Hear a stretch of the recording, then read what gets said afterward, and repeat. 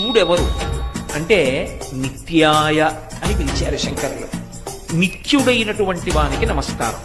నిత్యుడైన వాడు అంటే అనిత్యుడు కానివాడు.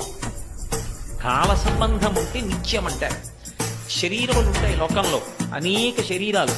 ఆ శరీరాలు ఎప్పుడూ ఉన్నాయా అని అడిగారు అనుకోండి, అవి ఎప్పుడూ ఉన్న శరీరాలు కావు. కాలమునందు ఒకప్పుడు ఉండి ఒకప్పుడు లేకుండా పోయేటటువంటిది ఏది ఉంటుందో అది అనిత్యము. అనిత్యమైనటువంటి వస్తువు అన్ని వేళలా ఉంటుంది అని చెప్పడం సంభవం కాదు.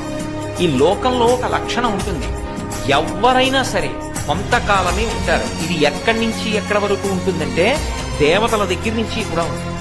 అందుకే దేవతలకి త్రిదశులు అని పేరు.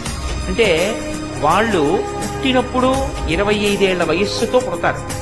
వాళ్ళు ఉన్నంతకాలం 25 ఏళ్ల వయస్సుతోటే ఉంటారు. వాళ్ళ శరీరం